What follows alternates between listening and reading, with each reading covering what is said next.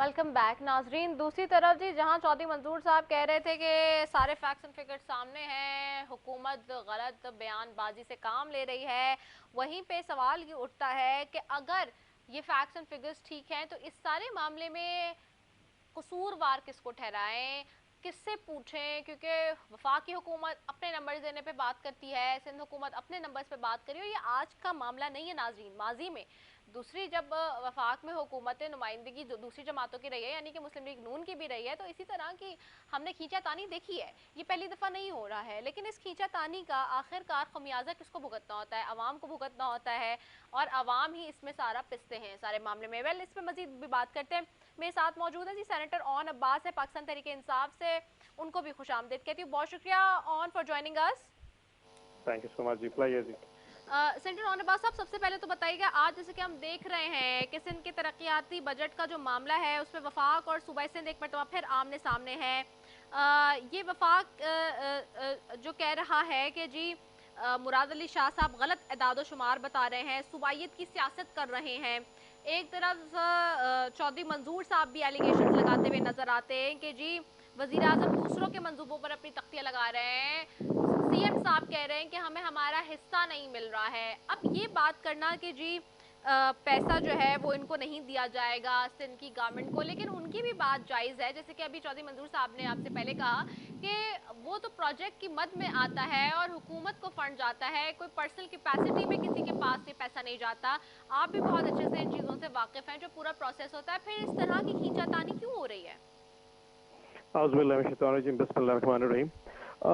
मैं पिछले ना कोई अगर आप एक माह की अगर तारीख उठा के देख लीजिए तो मुख्तलिफ किस्म के वाकयात ऐसे रोनुमा हो रहे हैं जो कि सीरीज है, जिनका आपस में कनेक्शन सा है। अच्छा। अगर आप पानी के मामले से स्टार्ट करें तो पानी के मामले से शुरू करते हो, दूसरा तक फिर आप लेके आए इनको डेवलपमेंट फंड्स तक।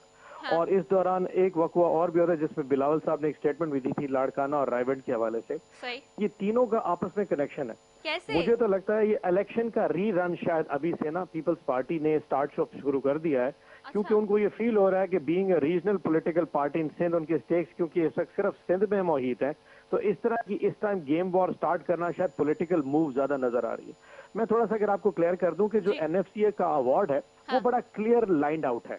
हाँ। वो मैंने नहीं बनाया, वो पीपल्स पार्टी की गवर्नमेंट खुद लेके आई थी 2011-12-13 में, और उसमें बड़े लेड आउट प्रिंसिपल्स हैं कि जी कैसे कैसे उसकी डिफिनेशन होनी है कि 82% ऑफ द एनएफसी अवार्ड जो कि सूबों को जाना है वो आबादी के तनाजुर से जाना है।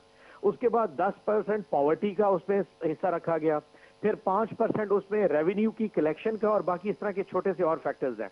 सो बड़े लेड आउट प्रिंसिपल्स हैं। अब 82% जो अब total 100% of the NFC award है जो सूबों को जाना है, उसमें सिंध का डिफाइंड पोर्शन है कि 28% के करीब सिंध को जाना है, 50% पंजाब को जाना है, और बाकी इस तरह सूबों में डिवाइड है।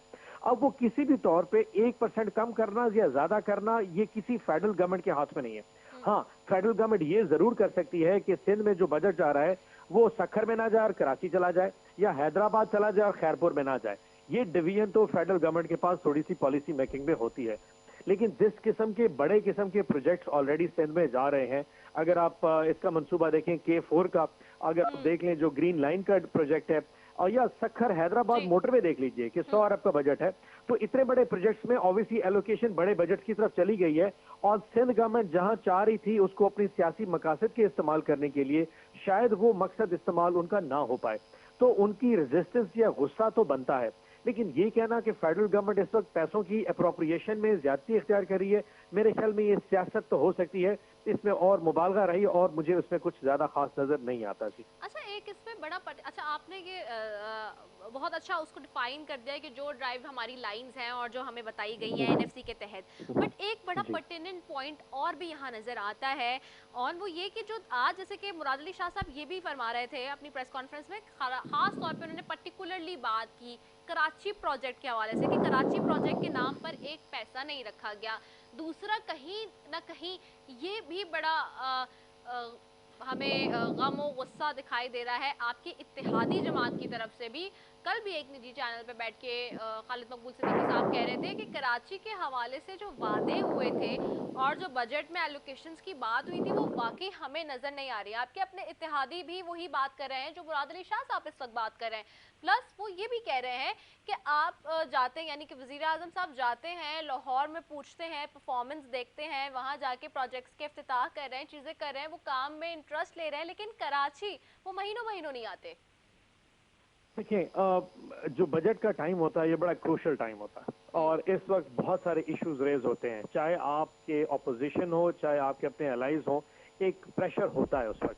और अब यकीनन वो प्रेशर जायज़ भी होता है, क्योंकि ऑब्वियसली जब अपोजिशन बात करती है वो तो अपने हिसाब से करिए, जो आपके अपने अलाइज होते हैं उनके इश्यूज होते हैं और वो इट इज़ हाई टाइम उनको हाईलाइट किया जाए, क्योंकि यकीनन उन्होंने भी सियासत करनी है, उनके भी वादे होते हैं एंड आई अंडरस्टैंड दैट। लेकिन मैं आपको जितना एक प्राइम मिनिस्टर इमरान खान को मैं समझ सका हूँ पिछले 12-13-14 साल में, कि वो हल्के की सियासत पे उनका बिलीफ नहीं है। ही believe in nationalism, he believe in federation, he believe in the pure development of the country on the nation, rather कि आप कॉन्स्टिट्यूंसी में जाएं। हमारे अपने जो एमएनएज होते हैं, अगर कोई एक पार्लियामेंट्री मीटिंग आपने मतलब कभी सुना हो, तो इतने सख्त किस्म के लोग अल्फाज इस्तेमाल करते हैं प्राइम मिनिस्टर साहब के सामने कि हमें खुद थोड़ी सी बाज़ औक़ात शर्मिंदगी फील होती है।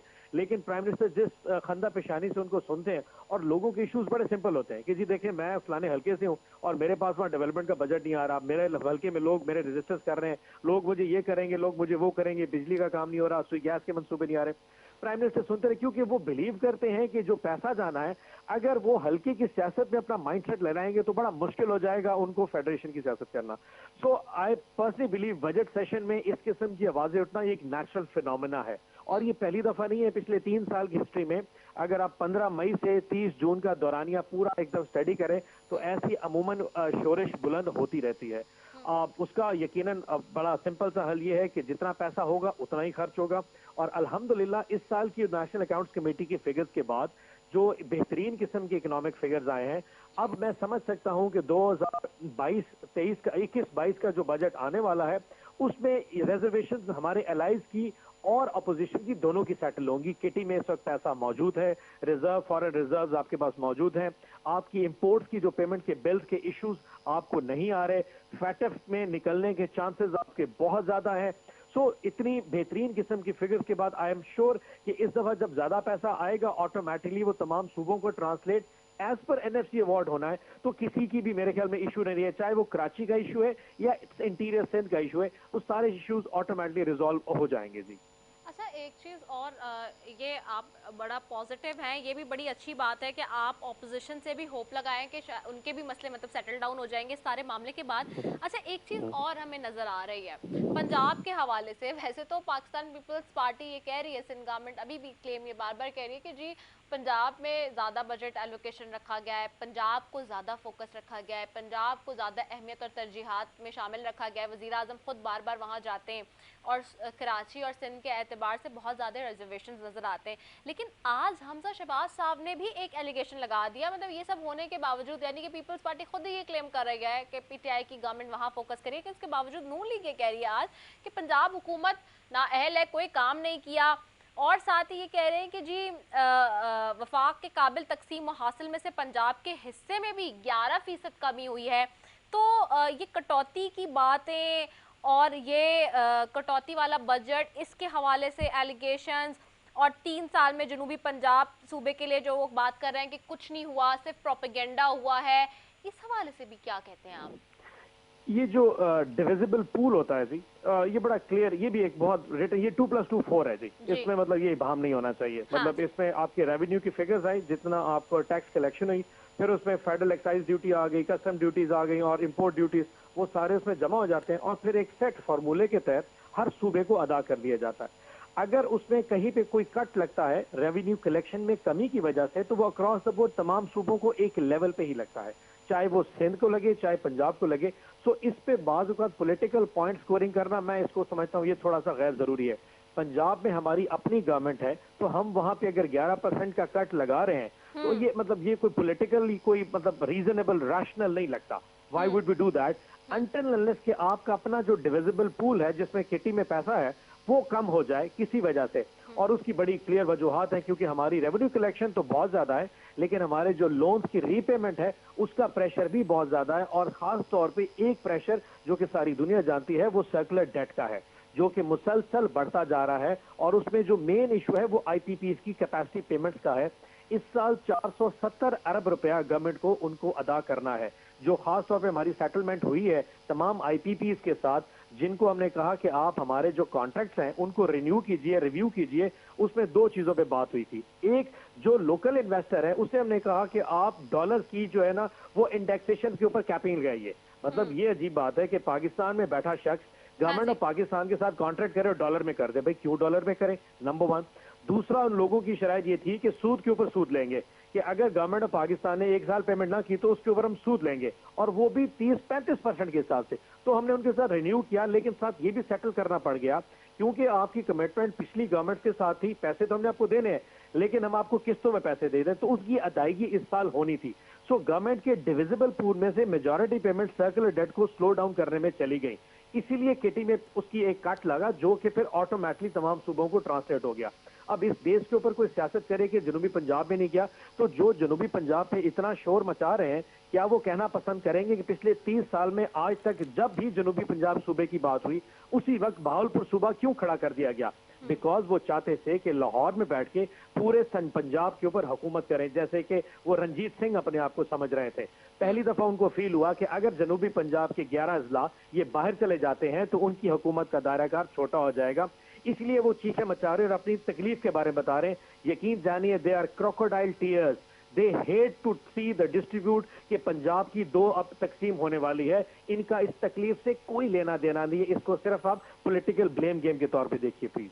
अच्छा, ये आपने बात जो कही कि डॉलर में हो रहे थे, फिर जब मुआहदे और आईपीपीस का भी जी मामला आपने बताया, दिस इज़ वेरी जी। पर्टिनेंट पॉइंट आपका। लेकिन क्या अब जो मुआहदे यानी कि पाकिस्तान तहरीक इंसाफ की हुकूमत में हुए, तो फिर हम इस बात को इस तरह समझें, और जो भी आप लोगों ने अपने आने के बाद मुआहदे किए कि वो फिर आपने डॉलर्स में नहीं किए, वो रुपए में हुए हैं, या फिर किस तरह हुए हैं?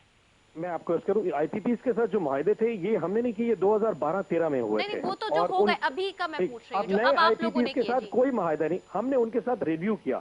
हाँ। हमने उन्हें कहा कि यार ये आप जाती करें। उसमें आप इशू ये समझिए कि जो फौरन जितने बाहर से कंपनी आई थी वो 100 से ऊपर के करीब थी, उनमें से 50 के साथ ऑलरेडी हमने रिव्यू कर लिया है।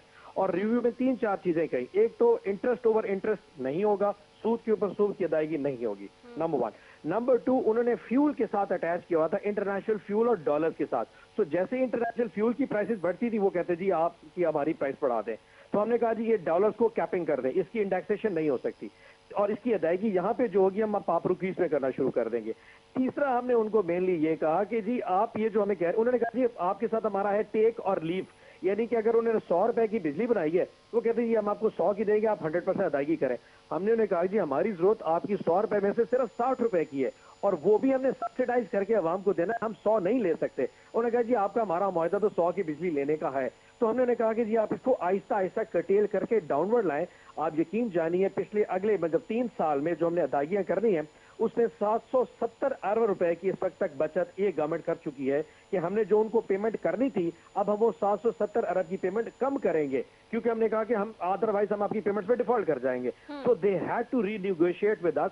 हमने रीनिगोशिएशन उनको अपनी टर्म्स पे किया है, क्योंकि उनको पेमेंट चाहिए थी, वो भी डिफॉल्ट कर रहे थे, इंटरनेशनल कमिटमेंट थी, हमें भी परेशानी थी। तो मिडवे सोल्यूशन ये नजर आया कि इसको रीनिगोशिएट कर सकते हैं ताकि आपका भी विन विन सिचुएशन क्रिएट हो, और वो अब क्रिएट हो चुकी है। उनको पेमेंट्स भी हो रही है लेकिन हमारी शर्त शराइत पे हो रही है। लेकिन हमने नया आईपीपीएस के साथ कोई कॉन्ट्रैक्ट नहीं किए, और इंशाल्लाह 2023 में इनका वैसे भी टेन्योर खत्म हो जाएगा, उसके बाद फिर आगे जो रिन्यू होना है वो फिर उस हिसाब से देखेंगे जी। ठीक है। अच्छा, मैं आज आप तो ये तो सारा मईशत के हवाले से बहुत अच्छी एक्सप्लेनेशन दी है, इस एतबार से ये ठीक है। लेकिन एक चीज़ जो कि आज बड़ी अहम हुई है उसके ऊपर भी मैं आपसे मौक़िफ़ लेना चाहूँगी।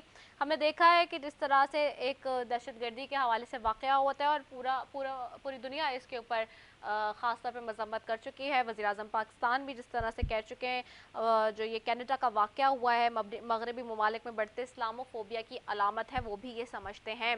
आप लोग ज़ाहिर सी बात है जब से हुकूमत में आए हैं वज़ीर-ए-आज़म इमरान खान साहब ने इस टर्मिनोलॉजी को बहुत ही ज़्यादा استعمال کیا ہے، اور اس حوالے سے کھڑے ہو کے چاہے یونائٹڈ نیشنز ہو یا کہیں بھی کوئی بھی فورم ہو دنیا بھر میں، اس حوالے سے بات کرتے ہیں. آپ کس طرح سے اس واقعے کو سمجھتے ہیں؟ اور دوسرا یہ بھی کہ جو یہ دہشت گرد نے جس طرح پاکستانی خاندان کو نقصان پہنچایا ہے وہاں، اور جس طرح کی یہ بربریت اور دہشت گردی ہو، اس حوالے سے کیا کہتے ہیں؟ دیکھیے پہلے تو میں اس کی کنڈیم کرتا ہوں. یقیناً ایک بہت ہی تکلیف دہ واقعہ ہے، اور اس بچے کے لیے جو کہ 9 سال کا بچ گیا، میں تو اس کے بارے میں سوچ کے مجھے تو اپنے رونگٹے کھڑے ہو گئے کہ اس بچے کا کیا بنے گا جب وہ گرو کرے گا، ٹو سی کہ اس کی فیملی کو جسٹ بیکاز اس لیے شہید کر دیا گیا کہ وہ مسلمان تھے. وہ پاکستانی نہیں تھے، وہ مسلمان تھے، اور ان کو مسلمانی اسلام کی وجہ سے مارا گیا، پاکستانی ہونے کی وجہ سے نہیں مارا گیا. تو میں تو پہلے تو اس کے لیے بڑی تکلیف میں ہوں. لیکن آپ دیکھیے پرائم منسٹر صاحب کا نیریٹو بڑا کلیئر تھا کہ آپ نے اگر دنیا کو باور کرانا ہے کہ اسلامو فوبیا ایگزسٹ کرتا ہے، جیسے زائنسٹ ایک سوچ ہے، یا اگر وہ جو ایک جوز اپنے وہ اس موومنٹ کو سمجھتے ہیں کہ ان کے ساتھ جرمنی میں نازی میں جو ان کے ساتھ ظلم ہوا تھا وہ ایک ایشو ہے، تو اسلامو فوبیا بھی ایک کانسیپٹ ہے. دنیا کو سب سے پہلے قبول کرنا پڑے گا. وہ نعروں سے نہیں ہو سکتا، وہ جلسوں سے نہیں ہو سکتا، وہ آپ کسی بھی قسم کے پروٹیسٹ سے نہیں کر سکتے. اس کے لیے انٹرنیشنل فورم موجود ہیں، جیسے پرائم منسٹر صاحب نے یو این میں جا کے پہلی اسپیچ میں کہا تھا، پھر او آئی سی میں جا کے باور کرایا، پھر اس دفعہ جیسے ہی اسرائیل کا ایشو آیا اور فارن منسٹر صاحب کو بھیجا، پھر پرائم منسٹر صاحب نے ترکی بات کی، اس کے بعد انہوں نے ایم بی ایس سے بات کی سعودیہ میں. سو ایک شورش کو، ایک کو چیز کو کلیئر کرنا بہت امپورٹنٹ تھا کہ یہ امپورٹنٹ ہے کہ اس ایشو کو ایکسیپٹ کیا جائے. اب یہ اس کے چھوٹے چھوٹے یہ جو اس طرح کے ایشوز ہیں، یہ پوری دنیا میں اللہ معاف کرے، اللہ نہ کرے ایسا دوبارہ واقع ہو، لیکن یہ ہوتے رہیں گے اور وہ پرائم منسٹر کی اس بات کو تقویت پہنچے گے. آج دیکھیں کہ میکرون کو ایک تھپڑ رسید کیا گیا. جی. ٹھیک ہے، مجھے ابھی تک یہ نہیں پتا کہ وہ مسلمان تھا یا فرینچ جو بھی تھا، I have no idea. But یہ واقعات بھی اسی ریزنٹمنٹ کا نتیجہ ہے کہ جب آپ ایک ون سائیڈڈ اپروچ لے کے چلیں گے، دنیا کو مذہبی تفرق کے پرستی کے اوپر لے کے چلیں گے، اور آپ لیفٹسٹ یا رائٹسٹ اپروچ میں جائیں گے، تو وہ یقیناً نقصان ہوگا. اور پرائم منسٹر نے آج سے 3 ماہ پہلے جب پاکستان میں حالات خراب ہوئے تو ان کو بھی یہی کہا تھا کہ دیکھیے مجھے اس کو مقدمہ لڑنے کا موقع دیجیے جس طرح میں چاہتا ہوں. اور میں آپ کو یقین دلا دوں، ایک وقت آئے گا، I am not talking today, I am talking 2022 2023، ایک وقت آئے گا کہ انٹرنیشنل پلیٹ فارم اور پوڈیم پہ آپ پرائم منسٹر عمران خان کو دنیا میں اس معاملے کے اوپر لیڈ کرتا دیکھیں گے، کیونکہ اللہ نے جس قسم کا ان کو کرزما دیا ہے، لیڈرشپ سکلز دی ہیں، دنیا ان کو سنے گی. اور جس طریقے سے وہ یہ مقدمہ لڑ سکتے ہیں، شاید ہی بھی کوئی دنیا کا ایسا شخص ہوگا، مسلمان ہوگا، جس میں ایمان کی طاقت اور وہ جو حضور پاک سے محبت کی طاقت ہے جس طریقے سے وہ ایکسپلین کر سکتے، کوئی نہیں کر سکتا.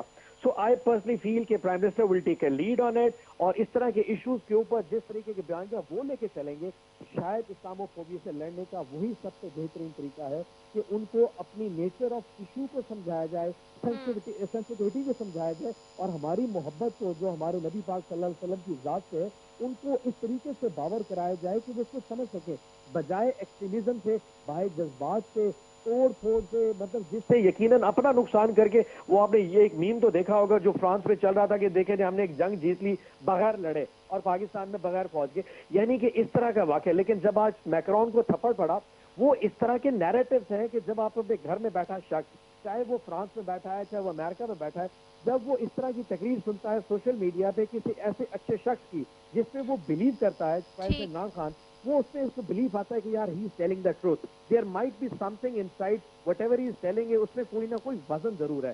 پھر تو اس میں وہ ریئیکشن سٹارٹ کرتا ہے، this is how you work out the detail. تو ٹھیک اس ہے. طرح کے واقعات کے اوپر اس طرح کا بیانیہ شاید سب سے مقبول ہوگا.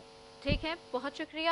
سینیٹر روان عباس پاکستان تحریک انصاف سے ہمارے ساتھ موجود تھے، اور جہاں معیشت کے حوالے سے انہوں نے کمپاؤنڈ انٹرسٹ کی ایکچولی وہ بات کرے تھے کہ انٹرسٹ کے اوپر جو فارم پہ پرنسپل انٹرسٹ پہ جس طرح سے لگا جاتا ہے، that is called compound interest, وہ وقت کے ساتھ ساتھ بڑھتا رہتا ہے، اور وہ ایک بہت ہی بڑا اژدہا کے طور پہ اگر میں کہوں تو بن جاتا ہے. یہ وہ فارم آف انٹرسٹ ہے جس کی انہوں نے بات کی. ساتھ ہی انہوں نے یہ بھی بات کہی کہ جی ڈالر کے اندر وہ آئی پی پیز کے ساتھ معاہدے ہوئے، اور اس حکومت میں ان کا کہنا یہ ہے کہ آئی پی پیز کے ساتھ کوئی معاہدے نہیں ہوئے. ویل جی ایک بریک لیتے ہیں، بریک کے بعد واپس آتے ہیں. Stay tune.